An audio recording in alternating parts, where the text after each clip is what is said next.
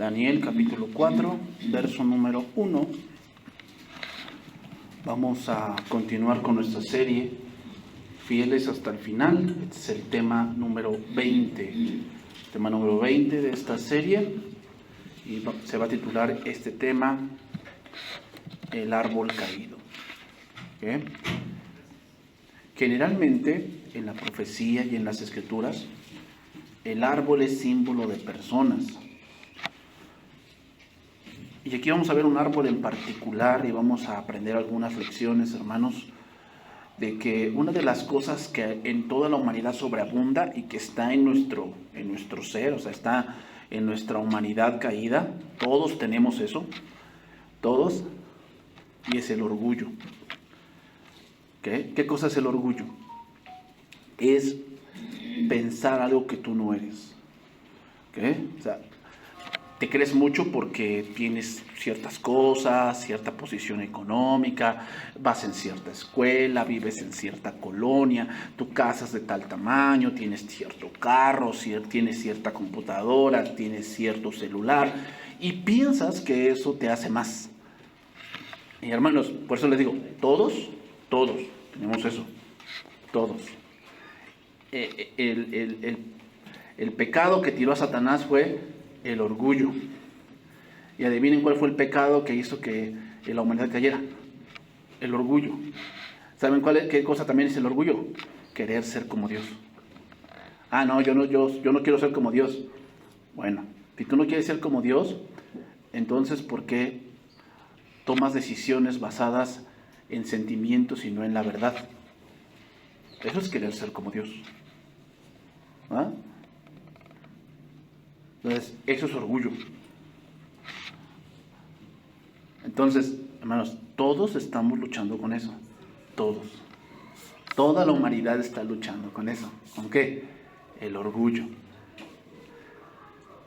¿Cuál es lo contrario del orgullo? La humildad. La humildad. No vamos a hablar hoy mucho del orgullo o de la soberbia. Eso lo vamos a dejar la próxima sesión. Hoy lo que vamos a hablar es un poco de el sueño que Nabucodonosor tuvo en este pasaje. Vamos a leer Daniel 4, versículo 1. Nabucodonosor, dice ahí, rey, a todos los pueblos, naciones y lenguas que moran en toda la tierra, paz os sea multiplicada. Conviene que yo declare las señales y milagros que el Dios Altísimo ha hecho conmigo. Cuán grandes son sus señales y cuán potentes sus maravillas. Su reino sempiterno y su señorío de generación en generación. Yo, Nabucodonosor, estaba tranquilo en mi casa y floreciente en mi palacio. Y vi un sueño que me espantó, y tendido en cama, las imaginaciones y visiones de mi cabeza me turbaron. Por esto mandé que vinieran delante de mí todos los sabios de Babilonia para que me mostrasen la interpretación del sueño. Y vinieron magos, astrólogos, caldeos y adivinos, y les dije el sueño, pero no me pudieron mostrar su interpretación. Hasta que entró delante de mí Daniel, cuyo nombre es Belsasar, como el nombre de mi Dios, en quien mora el espíritu de los dioses santos. Y conté delante de él el sueño, diciendo, Belsasar, jefe de los magos, ya que he entendido que hay en ti espíritu de los dioses santos y que ningún misterio se te esconde, declárame las visiones de mis sueños que he visto y su interpretación. Estas fueron las visiones de mi cabeza. Mientras estaba en mi cama, me parecía ver en medio de la tierra un árbol, cuya altura era grande. Crecía este árbol y se hacía fuerte, y su copa llegaba hasta el cielo y se alcanzaba a ver desde todos los confines de la tierra. Su follaje era hermoso y su fruto abundante, y había en él alimento para todos. Debajo de él se ponían a la sombra las bestias del campo, y de sus ramas hacían morada las aves del cielo, y se mantenían de él toda carne. Vi en las visiones de mi cabeza, mientras estaba en mi cama, que aquí un vigilante y santo descendía del cielo, y clamaba fuertemente y decía así, derribad el árbol, y cortad sus ramas, quitadle el follaje y dispersad su fruto. Váyanse las bestias que están de debajo de él, y las aves de sus ramas. Mas la cepa de sus raíces dejaréis en la tierra, con atadura de hierro y de bronce entre la hierba del campo. Sea mojado con el rocío del cielo y con las bestias sea su parte entre la hierba de la tierra.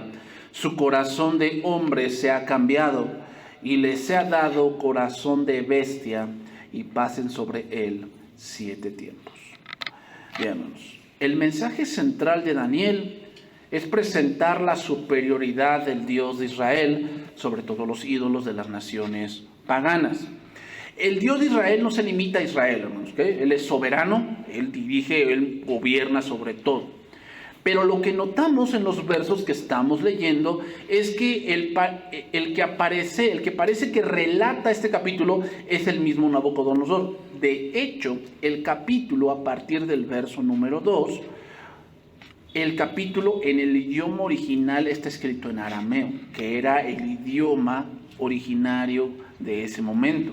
Quiere decir que Daniel escribió ese pasaje no para solamente los judíos, sino escribió el pasaje para que todo el mundo se enterara de cómo Dios trató a Nabucodonosor. Nabucodonosor parece que aquí que cuenta una experiencia y donde terminan aquellos que se creen autosuficientes. O sea, la lección que debemos aprender aquí es cómo terminan aquellos que se creen autosuficientes y piensan que sus pensamientos son más altos que los de Dios. Que muchos dicen, ay, es que Dios es un caballero. Si tú no quieres, Dios respeta que no quieras. Pues perdónenme, pero Dios no es un caballero, Dios es el soberano. Y eso es muy diferente. Todos hacen la voluntad de Dios, no importa cuánto te opongas. Tarde o temprano vas a hacer la voluntad de Dios. ¿Cómo vas a llegar ahí? No lo sé, pero lo vas a hacer. Entonces, haciendo un recordatorio, hermanos, quiero citar 3 pasajes para que entendamos este pasaje, que yo creo muchos hemos leído, este pasaje de Nabucodonosor. Sabemos lo que le pasó a Nabucodonosor, lo sabemos. Sin embargo, lo que no nos ponemos a pensar, a veces, es que eso también Dios puede hacer con nosotros. O sea, sí, Dios lo hizo con él. No. O sea, no es solamente el punto de que Dios lo hizo con él, es que Dios lo puede hacer contigo. Dios lo puede hacer contigo. O sea, si tú sigues de autosuficiente y pensando que Dios contigo no se mete y que piensas que Dios no tiene nada que decir contigo y que tú todo lo solucionas con dinero, no tientes a Dios. No tientes a Dios. Vamos a ver el primer pasaje, Romanos 11:17. Romanos 11:17. Aquí es un pasaje que debemos de tener presente.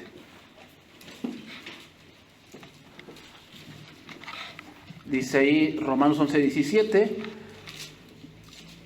pues si alguna de las ramas fueron desgajadas y tú, siendo olivo silvestre, has sido injertado en lugar de ellas y has sido hecho participante de la raíz y de la rica savia del olivo, gracias. No te jactes contra las ramas, y si te jactas, sabe que no sustentas tú a la raíz, sino la raíz a ti. Pues las ramas dirás, fueron desgajadas para que yo fuese injertado. Bien, por su incredulidad fueron desgajadas, pero tú por la fe estás en pie.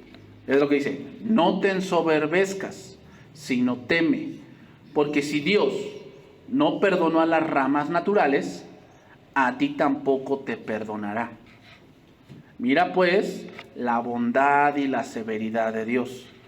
La severidad ciertamente para con los que cayeron, pero la bondad para contigo. Si permaneces en esa bondad, pues de otra manera tú también serás cortado. Y aún ellos, si no permanecieren en incredulidad, serán injertados, pues poderoso es Dios para volverlos a injertar. Porque si tú fuiste cortado del que por naturaleza es olivo silvestre, y contra naturaleza fuiste injertado en el buen olivo, cuánto más estos que son las ramas naturales serán injertados en su propio olivo. Pablo pone en claro en estos versos el cómo Dios actuó con Israel. Dios aquí en este pasaje no está hablando de la restauración de Israel, no está hablando de eso. Está hablando de el cómo los gentiles fueron hechos participantes de la raíz. ¿Quién es la raíz? Cristo. Cristo es la raíz. ¿Ok?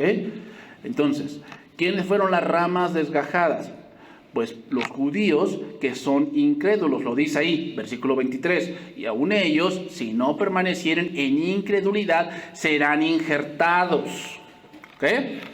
Sin embargo, Dios, hablando en la historia, eligió un pueblo en el mundo. ¿Cuál pueblo? Israel. Para que por medio de ese pueblo se diese a conocer a las naciones los mandamientos y el carácter de Dios. ¿Ok? Ese fue el propósito. Sin embargo, ellos no entendieron esto, sino que se ensoberbecieron. Empezaron a pensar que solamente ellos se iban a salvar. Lo siguen pensando. Que solo ellos estaban con Dios. Que tenían el templo y se convirtieron en un pueblo de muchos dioses. Pero decían que no les vendría el mal porque tenían el templo. Y entonces fueron desechados, cortados. Las ramas fueron cortadas. Entonces, en ese desechar, los gentiles tuvieron esa entrada. No porque solo fuese para los judíos la salvación, sino más bien ahora ese propósito de ser luz, de ser la sal de la tierra, que no lo cumplió Israel, que se empieza a cumplir y se empieza a hacer realidad en la iglesia. ¿Okay? Ahora es la iglesia. La raíz de todo eso es Cristo. Recuerden que la raíz de David es Cristo. ¿Okay? De eso está hablando. Entonces, veamos pues la bondad con quiénes. Pues con aquellos que no éramos pueblo, que no éramos dignos, que no éramos herederos de las promesas, y ahora fuimos hechos injertados, fuimos hechos herederos. Y la severidad con quiénes, con los incrédulos. Ese es el punto, hermanos. Nos gusta hablar mucho de la bondad de Dios, pero también la severidad de Dios es algo que va con el carácter de Dios. También la severidad de Dios es algo que va en el punto del carácter de Dios. En los capítulos 2 y 3 hemos visto la bondad de Dios con Nabucodonosor. ¿Por qué? Porque le da señales de quién es el Dios verdadero. En el capítulo 2 vimos que nadie pudo interpretar el sueño, ni siquiera decirse lo que había soñado. Y fue Daniel quien se presentó delante de él y le dijo el sueño y su interpretación. En el capítulo 3, ahora vemos a los amigos de Daniel presentándote ante Nabucodonosor porque no se querían inclinar ante una imagen que él mismo había edificado. Y dice el versículo 17, Daniel 3:17. Dice ahí, Daniel 3:17. Esa fue otra señal que Dios le dio a Nabucodonosor. Estos jóvenes no se quisieron inclinar, calentaron el horno más de lo debido, y cuando los echaron, nada les ocurrió. Solamente las ataduras fueron quemadas. De ahí en fuera, todo fue sin ningún daño. Y dice, cuando se asomó Nabucodonosor, dice que no vio a 3, sino a 4. Una gran señal. Esa es la bondad de Dios, Pero ahora venía la severidad de Dios. ¿Cuál? Que al rey que tantas señales había visto, la palabra de Dios puede hacer dos cosas, hermanos, en tu vida. Si tú no lo obedeces, la palabra te endurece. Y esa palabra que tanto sabes puede ser tu perdición. ¿Por qué? Así pasa. Gente que ha estado dentro de la iglesia, ahora que está afuera, se convierte en la mayor enemiga de la iglesia. Y sabe cosas de la Biblia, pero las sabe para su mal. No, ¿qué están predicando ahí en la iglesia? No, eso ya lo sé, no, eso ya desde cuando yo lo sé, ya lo leí muchas veces. Ok, ya lo leíste muchas veces. ¿Y por qué vives contrario a eso? A lo que supuestamente sabes. Bueno, es que, ¿cómo se llama? Pues yo siento que es que ahí no lo entienden como deberían entenderlo. O sea, aquí es hacer bien al prójimo, que no le hagas mal a nadie, que no te metas en problemas. O sea, tú vive tu vida sin hacer, ese es lo que Dios quiso, lo que Cristo quiso, que no te metas con nadie. ¿Dónde veo eso? Sí, la Biblia dice que debes hacer como quieres que te hagan a ti. Sí, pero está hablando allí del trato con el prójimo. Pero hay otras cosas que también Dios demanda. ¿Saben que cuando hablamos de la santidad de Dios también hablamos de demandas? O sea, Dios tiene demandas que debemos cumplir. O sea, no es solamente eso de que no, pues es que hay que ayudar a los pobrecitos, todo eso, y no te me... Eso es lo que Dios quiere. O sea, en eso se resume toda la Biblia. No, pues qué simple, ¿no? Entonces, hermanos, si la palabra de Dios, tú estás escuchando constantemente la palabra y no la vives o no la entiendes, esa palabra te va a endurecer. Va a hacer que pienses que sabes algo, pero en realidad no sabes nada. O la palabra, en otro caso, va a hacer que tú te parezcas más a Cristo. Pienses más como Cristo. Actúes más como Cristo. Dice ahí versículo 17, he aquí nuestro Dios a quien servimos puede librarnos del horno de fuego ardiendo y de tu mano, oh Rey, nos librará. ¿Qué cosa es la humildad? Bueno, básicamente es esto, es verte como Dios te ve. Es verte como Dios te ve. Dios puede rescatar al humilde. Dios puede librar al humilde. Dios puede librar al humilde. ¿Cuál es el humilde? El que se ve como Dios lo ve. ¿Cómo Dios nos ve? ¿Cómo dice la palabra que somos? ¿Has leído Romanos 3? Dice que Dios buscó un justo y no halló a ninguno. Ok, para empezar, pues no somos justos, ¿no? En el sentido de que el sentido de la justicia que tenemos a veces es un poco errada. ¿Por qué? Porque pensamos que justicia es que hagan cosas para que yo me sienta bien. No. ¿Sabes por qué no? Porque aquel que se la aplican, pues, ¿le gusta? ¿Que oye la sentencia de que lo van a meter a la cárcel? ¿No?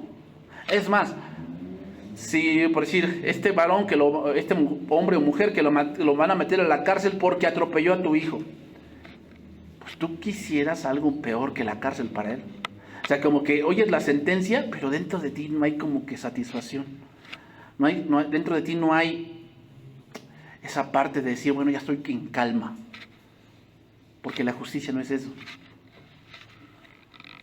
La justicia es dar a cada quien lo que le corresponde, te guste o no te guste. ¿Se dan cuenta? O sea, la justicia no tiene que ver con que te sientas bien, tiene que ver con lo que Dios dice. No es que yo no creo que yo sea tan malo. Bueno, eso es lo que tú dices. ¿Qué dice la Biblia? No hay justo ni aun uno. Todos se desviaron. Todos se fueron tras sus vanos pensamientos. Dice, veneno de áspides hay bajo sus labios, sepulcro abierto es su garganta. O sea, ¿te das cuenta? Esa es la radiografía que Dios hace del ser humano.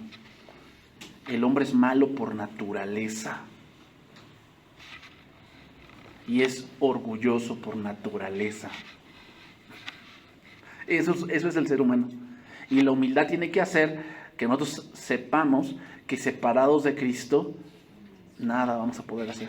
Por eso cuando tú digas, yo no haría esto, yo no haría el otro, siempre les digo, aléjate de Cristo y vas a ver que sí puedes. Aléjate de Cristo. ¿Por qué? Porque es Cristo de donde viene la parte de entender quiénes somos. Quiénes somos. Por eso la identidad no te lo va a dar lo externo. No te va a dar la identidad lo que tengas o lo que pienses. La identidad está en Cristo. ¿Por qué? Porque al entender quiénes somos delante de Dios, en Cristo, nuevas criaturas, esa es la nueva identidad que tenemos.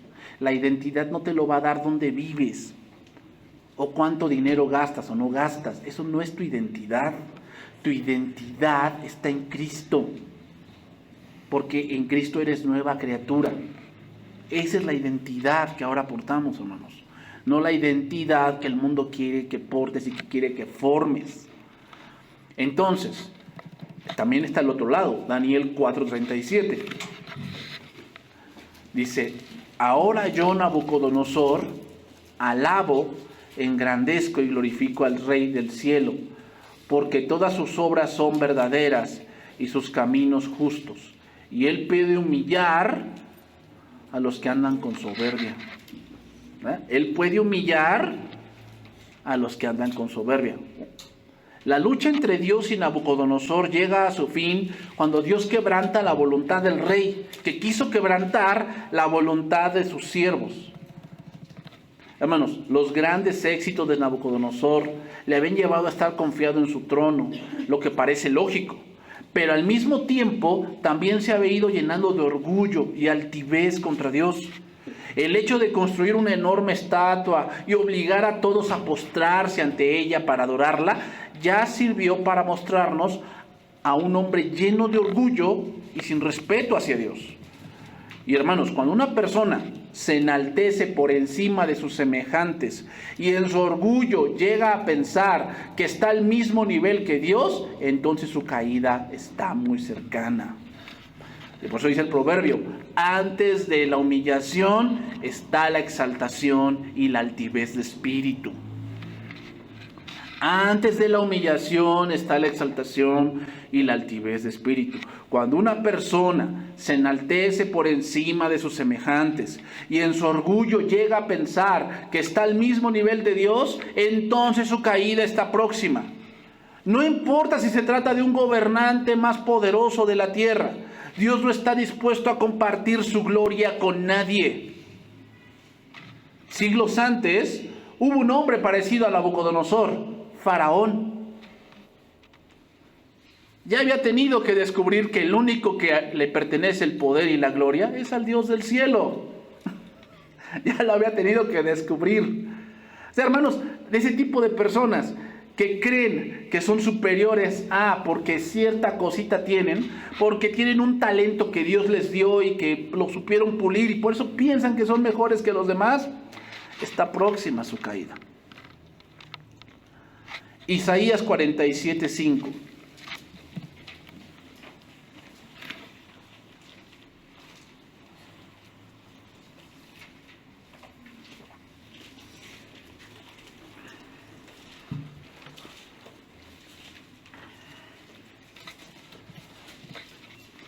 Entonces, hermanos,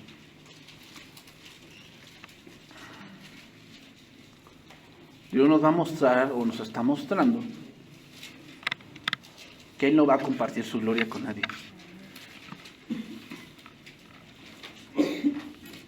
Que Él no va a permitir que tú vayas más allá de lo que piensas. Dice ahí 47:5.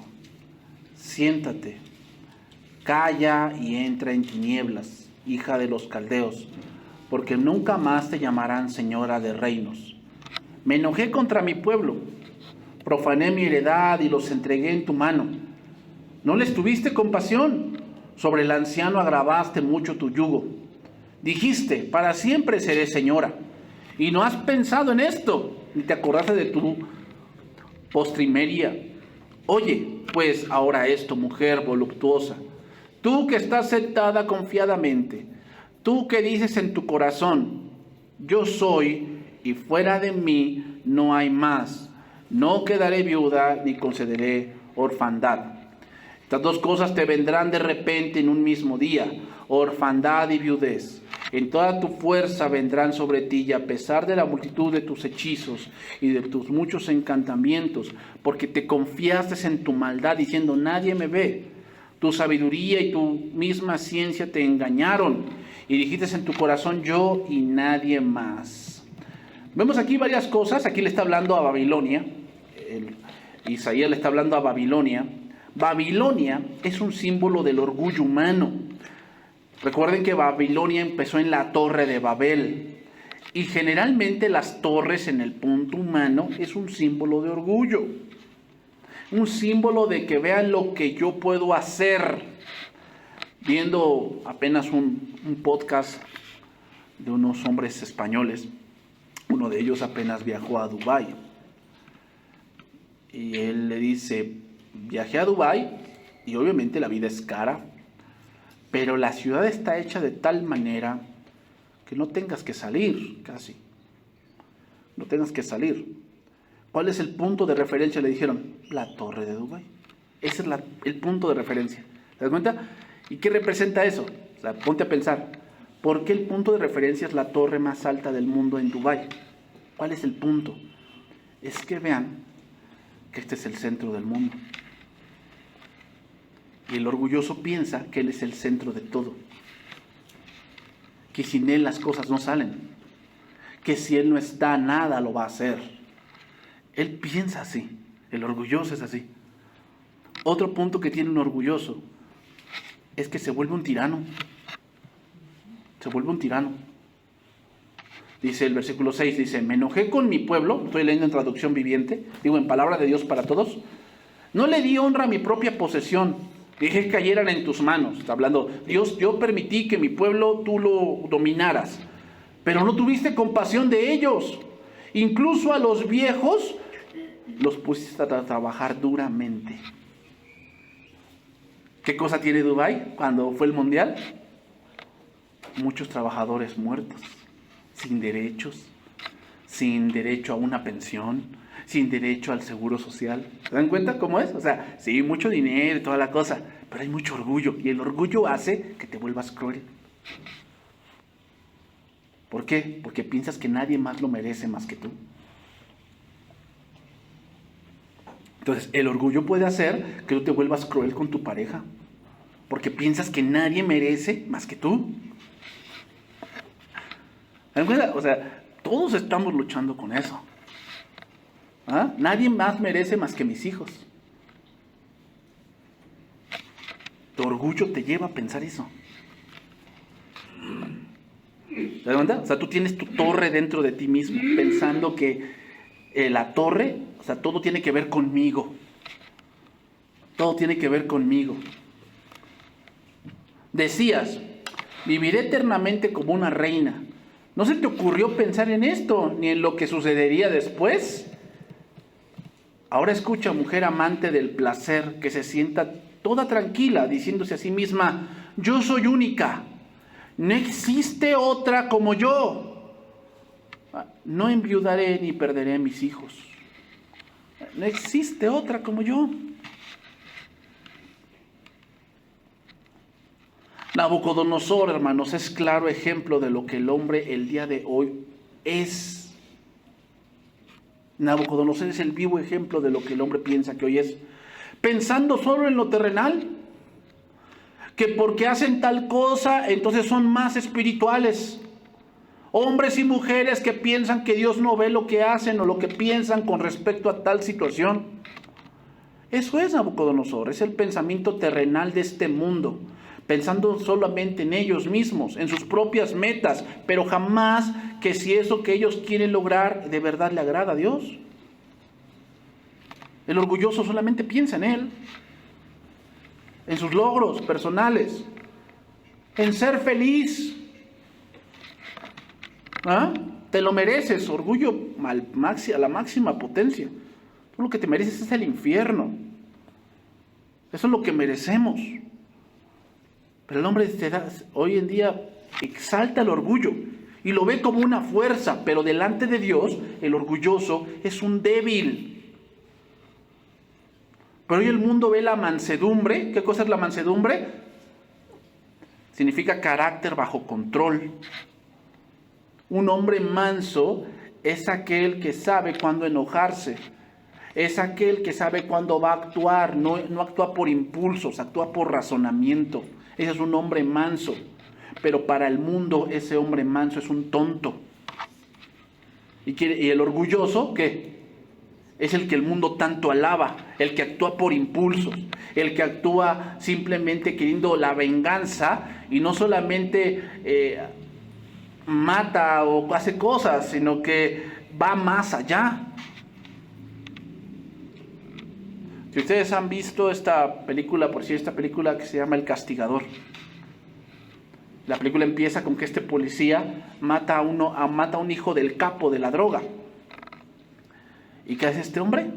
En su orgullo, pensando que nadie se mete conmigo, ¿qué hizo? Mata a toda su familia. ¿Se dan cuenta cómo es el orgulloso? El orgulloso no se sacia.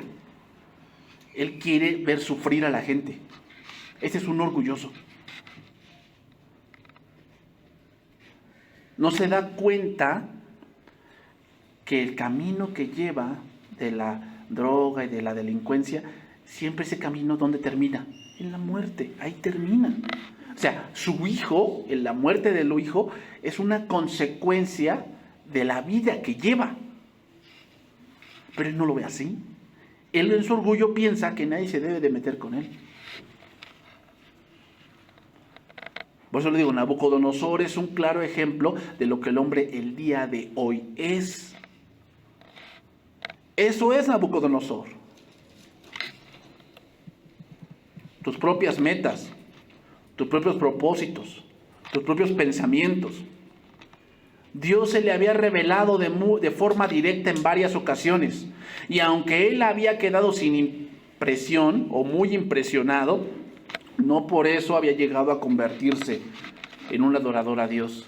Pero aún habiendo tenido revelaciones tan claras de Dios, con todo, Nabucodonosor no se había convertido. Pero ahora las cosas iban a cambiar. Bueno, o sea, si tú has visto muchas señales de Dios en tu vida y no te has convertido, yo te aconsejo algo. Humíllate.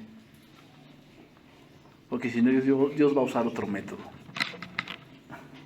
O sea, si Dios ya te ha mostrado varias cosas, y has visto milagros en otras personas, tal vez en tu vecino, el cómo Dios hizo algo grande con él, y tú te enteraste y dijiste, órale, no, sí, Dios sí es misericordioso, y con todo eso tú no te humillas, yo te aconsejo algo, humíllate mejor, porque si no, Dios va a tratar contigo de otra manera. Entonces vamos a entrar al pasaje porque ya voy con la mitad del tiempo. Daniel 4:1. Dice ahí: Nabucodonosor, rey a todos los pueblos, naciones y lenguas que moran en toda la tierra, paz os sea multiplicada. Conviene que yo declare las señales y milagros que el Dios Altísimo ha hecho conmigo. Cuán grandes son sus señales y cuán potentes sus maravillas. Su reino sempiterno y su señorío de generación en generación. Nuevamente viene un sueño, pero ahora él sí lo recuerda con detalles. No fue como el primer sueño, ahora sí sabe el significado, ahora sí sabe a qué se refiere y procede a contar lo que ese sueño le hizo entender. Hermanos, la gente pretende generalmente contar lo que Dios ha hecho para ella en lo que se refiere a beneficios y bendiciones. Acá siempre contamos lo que Dios nos ha permitido lograr, ¿verdad? Lo que nos ha permitido vivir para generar admiración y que nos digan que, ay, qué bueno que lo hiciste así. No, qué buen negocio hiciste. No, qué buena venta hiciste. Pero también deberíamos estar igualmente dispuestos a veces a contar lo que Dios ha hecho para humillarnos y castigarnos, porque si no todo siempre lo hacemos bien, no todo, y a veces tenemos que humillarnos y decir, Señor, pues aquí la regué, y Dios nos perdona y Dios nos saca adelante, hermanos, pero también eso debe ser un aprendizaje. Veamos lo que dice el último verso. Dice: ahora Nabucodonosor se ve como Dios lo ve. Ahora Nabucodonosor se ve como Dios lo ve. El reino de Nabucodonosor es pasajero, es efímero, es inestable, pero el reino de Dios es sempiterno. Sempiterno significa que tiene un inicio, pero jamás tendrá final. Ese se llama sempiterno.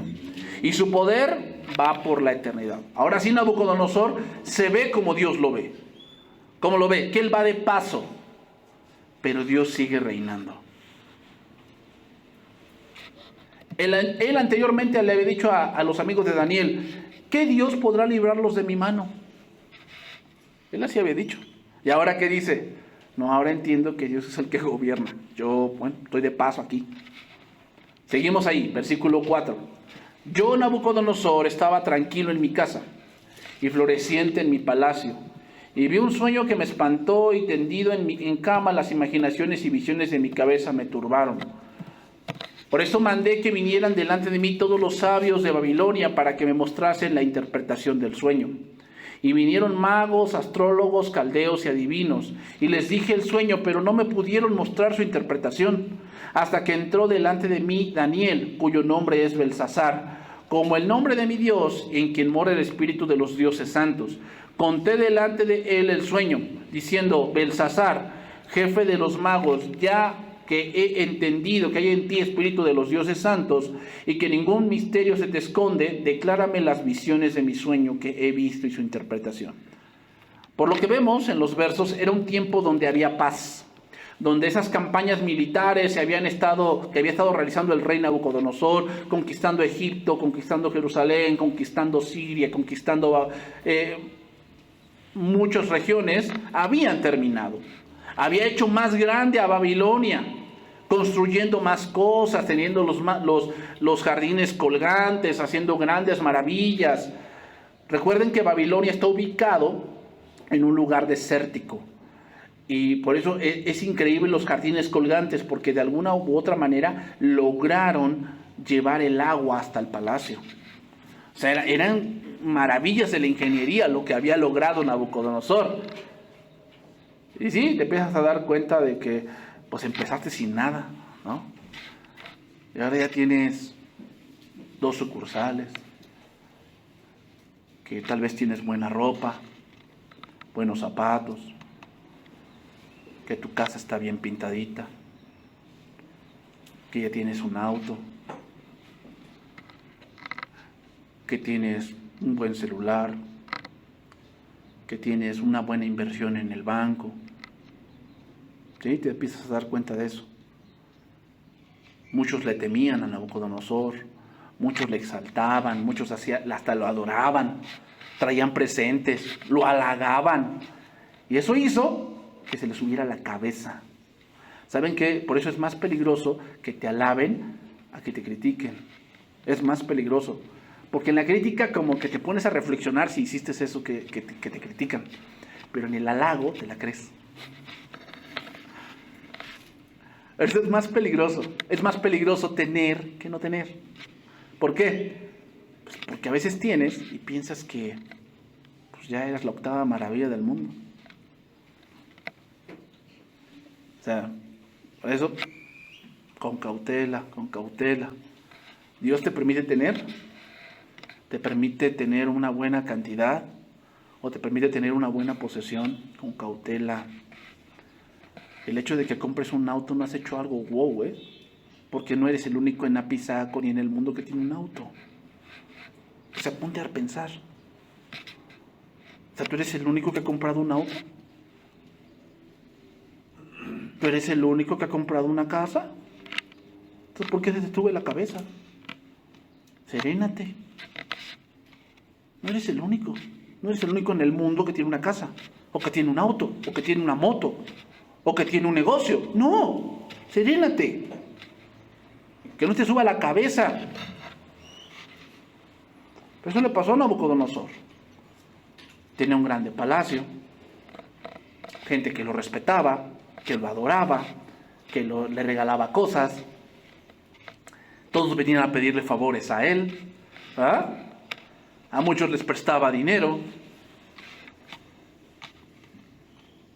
Tenía muchos camiones de carga, grandes almacenes en el mercado. Era un hombre muy importante, muy influyente. ¿Qué sería de Babilonia sin él? ¿Qué sería? No, ¿qué sería esta familia sin mí? Cuando yo los conocí no eran nadie. Sí, Nabucodonosor, sí. Cuando tú los conociste no eran nadie, ¿va? Nada más llegaste tú y todo floreció. No te creas tanto. No te creas tanto. Y entonces Dios le da otro sueño. Y hay ciertos paralelos y contrastes entre el sueño de este capítulo y el sueño del capítulo 2. diré algunas semejanzas. Número 1, los sabios de la corte no podían dar la interpretación como en el anterior sueño. Número 2, Dios le reveló el significado a Daniel como en el anterior sueño. Y número 3, ambos sueños cambiaron el estado del rey. Lo pusieron en ansiedad de lo que significaría, porque él sabía que él estaba implicado. Algo dentro de él le decía que él estaba implicado. No lo entendía con exactitud, pero sabía que estaba implicado, ¿no? Y algunos contrastes. Número 1, que el primer sueño el rey lo olvidó, pero este siempre lo recordó. Siempre lo recordó. ¿Por qué? Pues lo vivió en carne propia. Y número 2, que se ensalza a Daniel por la capacidad que Dios le ha dado. Entonces el rey relata el sueño. Versículo número 10. Estas fueron las visiones de mi cabeza mientras estaba en mi cama. Me parecía ver en medio de la tierra un árbol, cuya altura era grande. Crecía este árbol y se hacía fuerte, y su copa llegaba hasta el cielo, y se le alcanzaba a ver desde todos los confines de la tierra. Así era Babilonia. En ese tiempo, Babilonia era el reino o la potencia más grande del mundo. Eso es verdad, ¿no? ¿Y quién era el que estaba al mando de Babilonia? Nabucodonosor, ¿no? O sea, cuando se hablaba de Babilonia, se hablaba de Nabucodonosor. Era lógico, ¿ah? Entonces, pónganse a pensar, hermanos. A muchos pastores quieren una iglesia grande. Pero hay que tener cuidado. Se te puede subir a la cabeza. A veces no nos ponemos a pensar en cosas así, en que queremos lograr y cosas así. Pero no nos podemos a pensar, a veces, lo que va a implicar eso. Y a veces por eso Dios no te lo da. ¿Por qué? Sabe que te puedes perder. Dios te conoce mucho mejor que a veces que lo que tú mismo te conoces. Su follaje era hermoso y su fruto abundante, y había en él alimento para todos. Debajo de él se ponían a la sombra las bestias del campo, y en sus ramas hacían morada las aves del cielo, y se mantenían en él toda la carne. Vi en las visiones de mi cabeza, mientras estaba en mi cama, que aquí un vigilante y santo descendía del cielo, y clamaba fuertemente y decía así: derribad el árbol y cortad sus ramas, quitadle el follaje y dispersad su fruto. Váyanse las bestias que están debajo de él y las aves de sus ramas, mas la cepa de sus raíces dejaréis en la tierra, con atadura de hierro y de bronce entre la hierba del campo. Se ha mojado con el rocío del cielo, y con las bestias sea su parte entre la hierba de la tierra. Su corazón de hombre se ha cambiado, y les ha dado corazón de bestia, y pasen sobre él 7 tiempos. La sentencia es por decreto de los vigilantes, y por dicho de los santos la resolución, para que conozcan los vivientes que el Altísimo gobierna el reino de los hombres, y a quien él quiere lo da, y constituye sobre él al más bajo de los hombres. Yo, el rey Nabucodonosor, he visto este sueño. Tú, pues, Belsasar, dirás la interpretación de él, porque todos los sabios de mi reino no han podido mostrarme su interpretación, mas tú puedes, porque mora en ti el espíritu de los dioses santos. Okay, algunos puntos del sueño de Nabucodonosor. Número 1, lo ve en medio de la tierra. Okay, lo ve en medio de la tierra. O sea, es algo que está sucediendo en ese momento. Número 2, su altura era grande. Su altura era grande. Número 3, veía que crecía y se hacía fuerte. Número 4, era de hermoso follaje. Recuerden que Babilonia era la cabeza de oro. O sea, el reino más hermoso fue Babilonia. Los persas no fueron tan hermosos, fueron más fieros, pero no fueron tan hermosos. Recuerden que ellos eran la plata, y la plata tiene menos valor que el oro. Su fruto era abundante, dando alimento suficiente. Significa que muchas naciones se refugiaban en Babilonia. Hacían tratos con Babilonia. Tenían muchos contratos y comercio con Babilonia. Otro punto. Fue derribado por orden de un ángel. Y el último, el tronco no fue arrancado, sino atado con hierro y bronce. O sea, no fue cortado directamente, sino fue solamente como cercado. Sabemos por la interpretación de Daniel que el árbol personifica al rey mismo, un hombre cuyo poder y prestigio no tenía rival en su tiempo. El árbol continuó creciendo hasta que su copa llegó al cielo y era visible desde todos los confines de la tierra. Es decir, la influencia del gobierno del rey Nabucodonosor se dejaba sentir sobre todo el mundo conocido en esa época. El comercio tenía que ver con Babilonia. El centro del mundo era Babilonia. El punto de mover la economía dependía de Babilonia. Así como las aves y las bestias encontraban comida y refugio en el árbol del sueño del rey, así también mucha gente se había beneficiado de su gobierno. Dios había tenido un propósito al establecer el imperio de Babilonia, y era sustentar otros pueblos, y en un punto determinado sustentar a Israel. En el plan de Dios, los reyes no gobiernan para su beneficio personal, hermanos. Los gobiernos existen para ayudarle al pueblo y para darle condiciones que le permitan vivir. Para eso Dios impuso los gobiernos. Después, el magnífico árbol que el rey vio en su sueño estaba a punto de ser cortado. En otras palabras, iba a venir su estrepitosa caída y el ángel iba a servir como el ejecutor del juicio divino. Y aquí entendemos por qué el rey había temblado de temor cuando tuvo ese sueño. ¿Por qué? Porque Dios le estaba anunciando un terrible juicio. Y él como que suponía que era contra su reino, pero no, era contra él. Era contra él. El orgulloso rey iba a ser humillado una vez más por el Señor. Su capacidad de razonar se le iba a ser quitada. Su corazón de hombre se ha cambiado y les ha dado corazón de bestia. Por un periodo determinado de tiempo, el hombre sobre el que iba a caer ese juicio viviría como vive una bestia en el campo. El que estaba lleno de lujos. El que estaba rodeado de todo lo que quisiera. Las mujeres que quisiera. El oro que quisiera. Las comodidades que quisiera. Las sábanas de seda. La cama más cara, el televisor más caro, el departamento más lujoso, la colonia más empoderada, todo lo que él quisiera. Ese hombre iba a ser humillado. En el sueño también había una explicación de por qué Dios pronunciaba ese terrible juicio contra el rey, y era para que conozcan los vivientes que el Altísimo gobierna el reino de los hombres.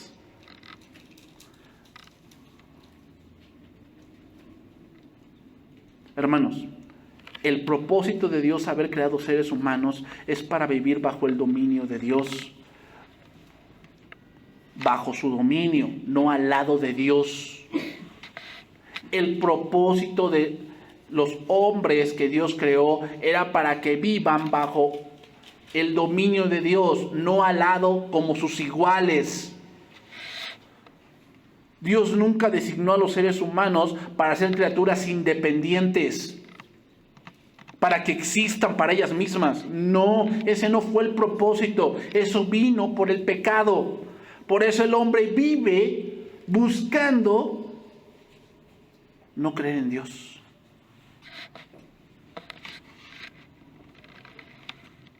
Cuando el hombre dice, yo quiero hacer mi vida como yo quiero y a mí no me importa la iglesia, no me importa la Biblia, está mostrando la soberbia que por naturaleza trae. No es que le surgió en ese momento, eso lo traemos de fábrica, hermanos. Lo traemos de fábrica. Y solamente el Espíritu Santo puede ayudarnos a aplacar eso.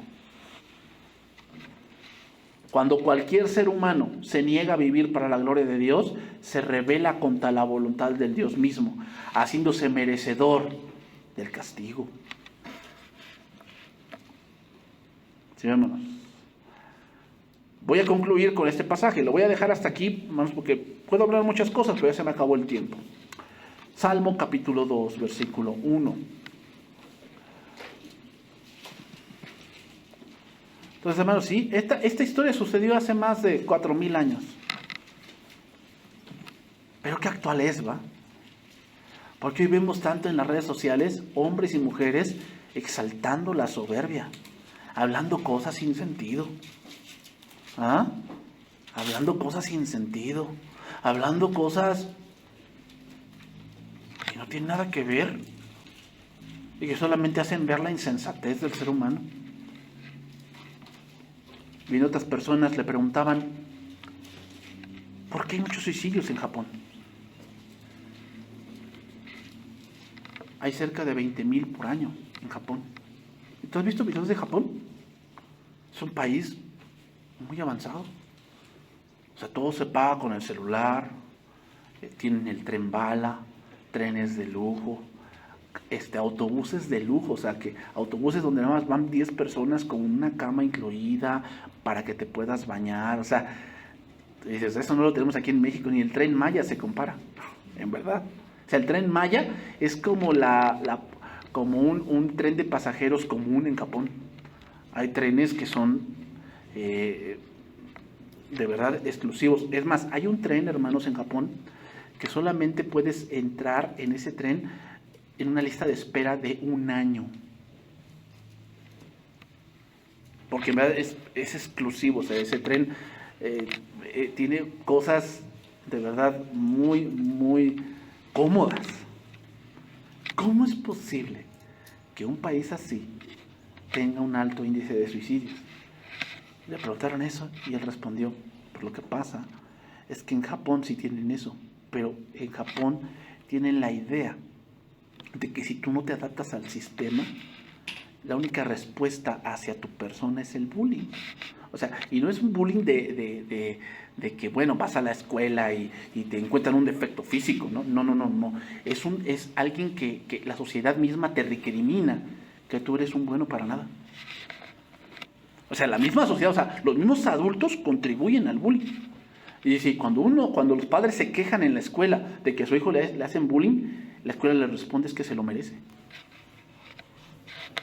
Y al no encajar en esa parte, prefieren matarse. O sea, hermanos, que supuestamente ahí, o sea, puede haber una muerte asistida. O sea, tú puedes buscar en internet, quiero matarme. O quiero alguien que me mate. Y aparece en Japón, hay gente encargada de que te pueda hacer el favor.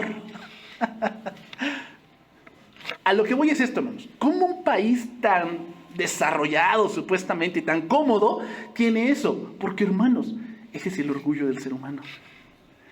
Se enorgullecen tanto por lo que tienen y por lo que han avanzado. Pero el orgullo también los mata.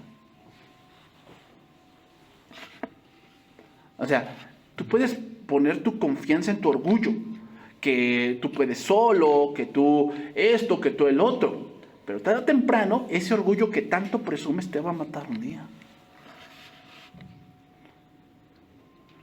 Dice ahí versículo 1 del Salmo capítulo 2, lo voy a leer en traducción viviente. ¿Por qué se enojan tanto las naciones? ¿Por qué pierden el tiempo haciendo planes inútiles? Los reyes de la tierra se preparan para la batalla. Los gobernantes conspiran juntos en contra del Señor y en contra de su ungido. Rompamos las cadenas, gritan, y librémonos de ser esclavos de Dios. Pero el que gobierna en el cielo se ríe, el Señor se burla de ellos.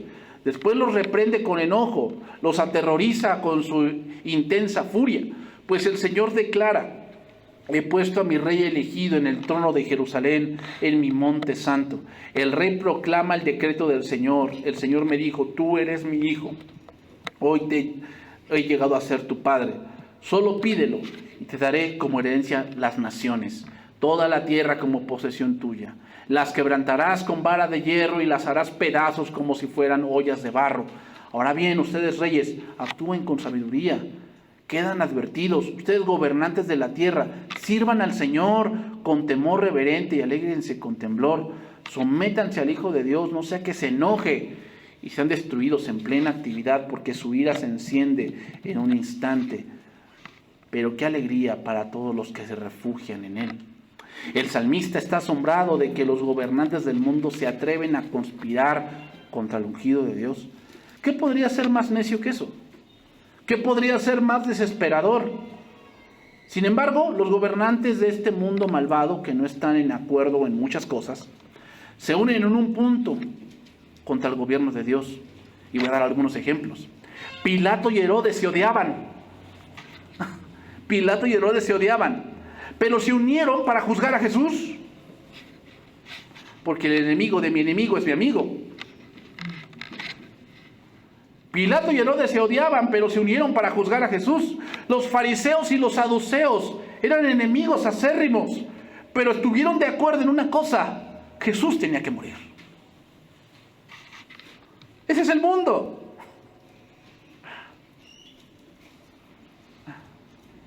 Los inútiles esfuerzos por derribar el verdadero reino de Dios han continuado a lo largo de la historia.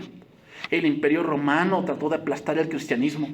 El papado suprimió la verdad en la iglesia. Los gobiernos comunistas trabajan para destruir la iglesia en sus países. Todos esos esfuerzos han fracasado. Pese a ellos, el evangelio sigue adelante. Pero algunas veces, hermanos, la rebelión contra el rey es menos violenta que las sangrientas persecuciones que hemos mencionado. Hoy las gentes tratan de romper las cadenas de Dios cuando desprecian los principios de Dios y adoptan estilos de vida que desafían la voluntad de Dios.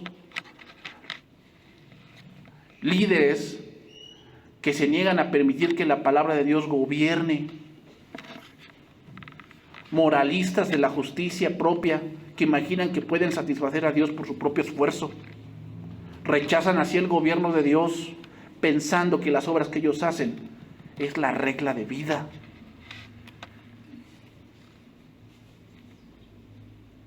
Hermanos, eso es lo que pensó Nabucodonosor. Y tú estás pensando así, que tú es el que rige, es el que pone las reglas, y de esta manera Dios se agrada de mí, porque hago esto y esto y esto y esto. Ten cuidado. Ten cuidado. ¿Se agrada más Dios en que se hagan sacrificios o en que se obedezca a su palabra? No es lo mucho que hagas o que pienses que es muy bueno, muy moralista, lo que va a hacer que Dios te agrade de ti. Dios se agrada de ti cuando guardas sus mandamientos. Vamos a orar, hermanos, y vamos a terminar este tiempo.